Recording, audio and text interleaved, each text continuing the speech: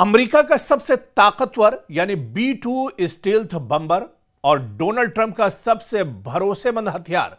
Iran के सामने नाकाम हुआ है। ईरान के खिलाफ अमेरिका का मिशन B-2 बम्बर टाए टाए फिस हुआ है, यानी इस अमेरिका ने खोदा पहाड़ और निकली चुहिया। जी हां, आप देखिए कि B-2 बम्बर का जो नशा है अमेरिका का, वो ईरान ने उतार दिया है। और इस बार यह लग रहा था कि अमेरिका ईरान पर टूट पड़ेगा, ईरान पर B-2 बम्बर के जरिए से एक बड़ा अटैक अमेरिका करेगा, लेकिन यह सब कुछ सच साबित नहीं हुआ। जो बातें निकलकर सामने आ रही थी, जो एक्सपर्ट्स और माहिरीन कह रहे थे कि इस बार ईरान की खैर नहीं है, ईरान के अंदर भी खाना जंगी है और ईरान के बाहर अमेरिका बड़ा अटैक दरअसल ईरान पर करने जा रहा है। और इसमें सबसे बड़ा जो किरदार होगा, इसमें सबसे ज्यादा जो तबाही ईरान के अंदर मचाएगा, वो होगा डोनाल्ड ट्रंप का सबसे मजबूत हथियार यानी B-2 बम्बर। लेकिन B-2 बम्बर आखिर ऐसा क्यों नहीं कर सका? B-2 बम्बर आखिर नाकाम क्यों हो गया? और यह पहली बार नहीं है, बल्कि ईरान में B-2 बम्बर को इससे पहले भी नाकामी का सामना करना पड़ा है। इससे पहले भी डोनाल्ड ट्रंप की बेइज्जती करा चुका है यह B-2 बम्बर हथियार, जिसे दुनिया का सबसे ताकतवर हथियार माना जाता है, जिसे दुनिया का सबसे मजबूत लड़ाका माना जाता है, जो हवा में दरअसल सिर्फ एक जहाज या उड़ान नहीं भरता है, बल्कि इसके साथ उड़ती है किसी भी मुल्क की तबाही, दुश्मन की तबाही इसके साथ उड़ती है। लेकिन यह तबाही दरअसल ईरान को तबाह क्यों नहीं कर पाई? यह बहुत अहम सवाल है, क्योंकि हजारों किलोमीटर का B-2 बम्बर का सफर हो और तबाही का या फिर मिशन हो, ईरान ने इस मिशन को एक तरह से नाकाम बना दिया है। दरअसल यह बात एक मौजूदा तज्जियाती और इंटेलिजेंस रिपोर्ट की बुनियाद पर भी सामने आई है कि अमेरिका का B-2 स्टील्थ बम्बर ईरान की एटमी जो तंसीबात है, ईरान का एटमी जो पूरा प्रोग्राम है, इस पर मुकम्मल तौर पर हमला नहीं कर पाया है, इसे मुकम्मल तौर पर तबाह बर्बाद नहीं कर पाया है और नाकाम साबित हुआ है अमेरिका का सबसे मजबूत हथियार यानी B-2 बम्बर।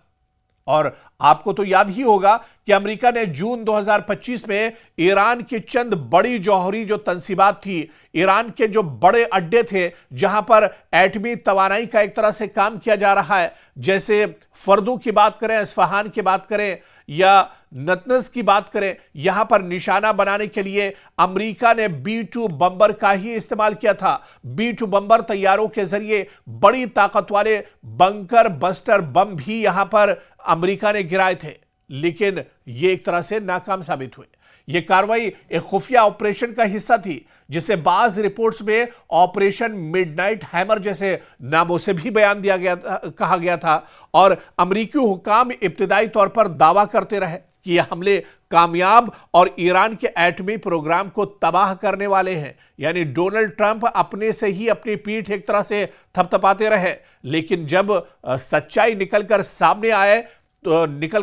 आई तो डोनाल्ड ट्रंप की हवाइयां उड़ गई। डोनाल्ड ट्रंप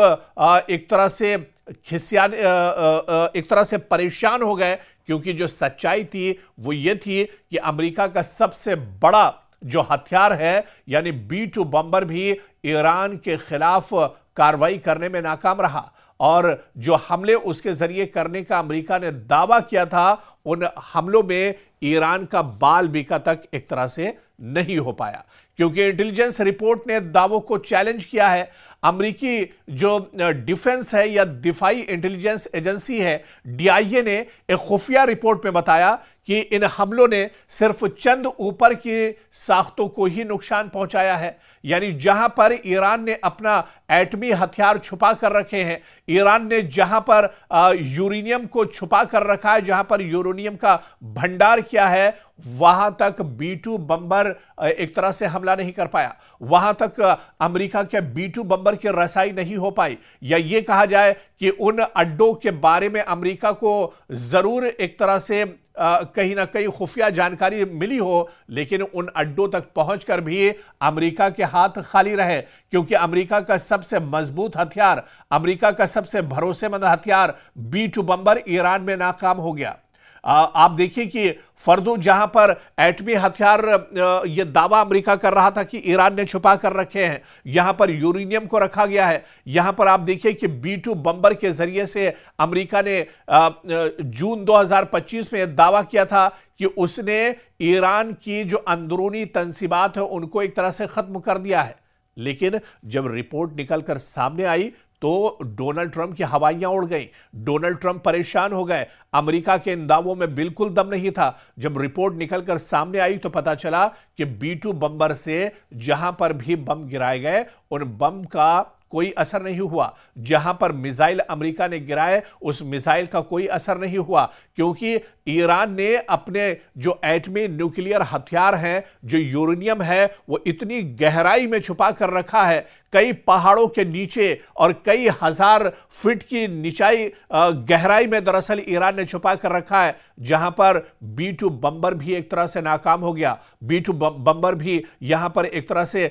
बौना साबित हुआ, और इसका सबसे बड़ा जो झटका लगा वो डोनाल्ड ट्रंप को लगा, क्योंकि डोनाल्ड ट्रंप यह समझ रहे थे कि अमेरिका के पास दुनिया का सबसे मजबूत हथियार है, सबसे भरोसेमंद हथियार है, सबसे तबाही वाला हथियार उनके पास है, लेकिन ईरान में उनका B-2 बम्बर तबाही नहीं मचा पाया। और इसी वजह से कहीं ना कहीं ईरान का हौसला बढ़ा हुआ है। ईरान के सुप्रीम लीडर आयतुल्लाह खामनेई ने इसी बिना पर एक तरह से दावा किया कि अमेरिका के पास कोई ऐसा हथियार नहीं है जो ईरानियों के हौसलों को तबाह कर दे, जो ईरान के जो इरादे हैं उनको एक तरह से खत्म कर दे।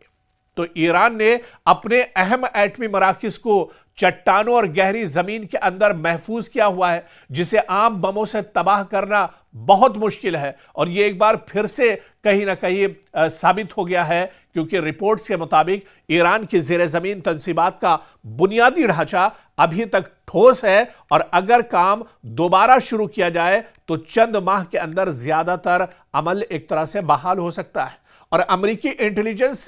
की रिपोर्ट और सदर डोनाल्ड ट्रंप के बयानात में वाज़ेह फर्क नजर आया है। सदर ट्रंप ने हमले की जबरदस्त कामयाबी में खुलकर तारीफ की थी, लेकिन इंटेलिजेंस रिपोर्टों ने कहा कि नुकसान महदूद और आर्जी हुआ है, यानी जितना बड़ा नुकसान होना चाहिए था उस तरह का नुकसान नहीं हुआ। यानी B-2 बम्बर एक तरह से नाकाम रहा, और B-2 बम्बर की नाकामी ईरान में एक तरह से साबित हुई है। और इस बार भी डोनाल्ड ट्रंप ने भले ही बड़े बड़े बयान दिए हो, ईरान को तबाह करने की कसम खाई हो, ईरान के supreme leader Ayatollah Ali Khamenei को कत्ल करने, उन्हें मारने, उन्हें गद्दी से उतारने की भले ही धमकियां ईरान ने दी हो, लेकिन जब ईरान का सबसे खतरनाक हथियार, डोनाल्ड ट्रंप का सबसे भरोसेमंद हथियार ही नाकारा साबित हुआ, तो ऐसे में एक बार फिर से अमेरिका को मायूसी हुई है। और अमेरिका यह समझ गया है कि ईरान को इतनी आसानी से भेद पाना दरअसल मुश्किल ही नहीं, बल्कि अमेरिका के लिए भी नामुमकिन एक तरह से है।